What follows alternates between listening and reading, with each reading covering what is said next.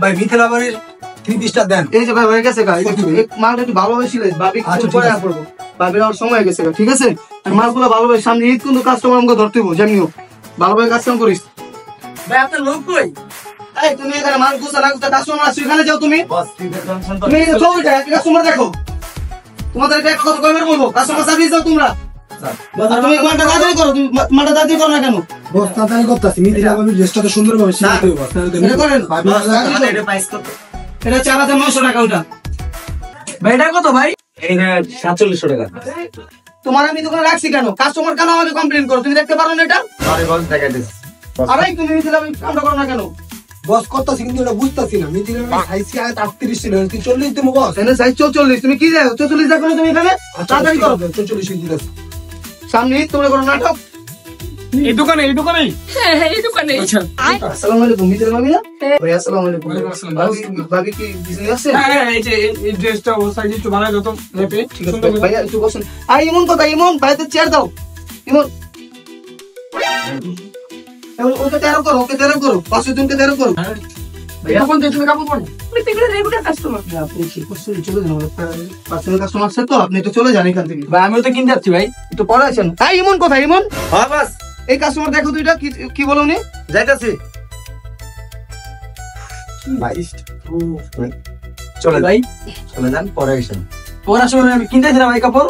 আরে ভাই পরে আইসেন, এখন আপনার কাছে বিক্রি করবো না। পরে আইসেন।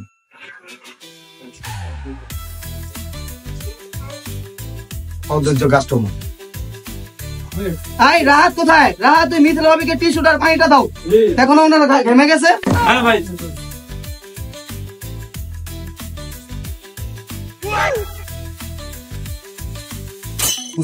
সরি বুঝলাম না এগুলো কি একটু সাইড তো আমার ওয়াইফ বুঝতে হবে। নাও মুছে দাও। এটা হইছে তুমি এই কি কোন জায়গা আছো তুমি?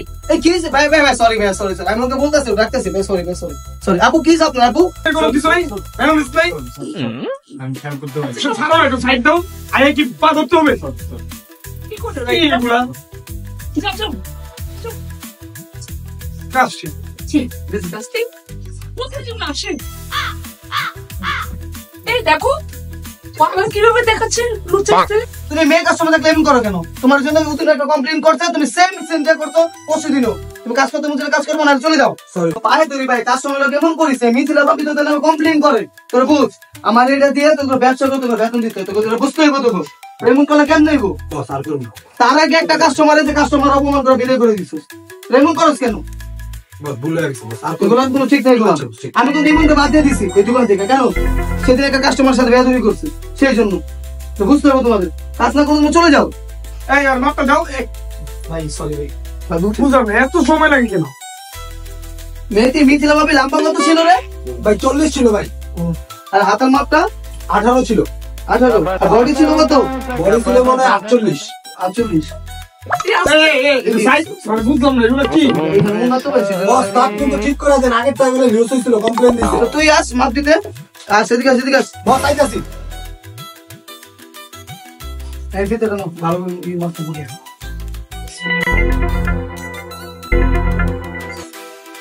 এই দেখো এই আছে কি এগুলো? এখানে কি মানে বুঝলাম না। আচ্ছা এখানে মাপ দেওয়া লাগবে না, আমাদের আগের ওনার মাপ আছে, মাপটা আমরা দিয়ে দিচ্ছি ভাবি, ঠিক আছে ভাবি? চলো এরপর থেকে রিক্সা আর এই দোকানে আসবে না। তুই আর এই দোকানে আসবি না, আর বলে দিলাম।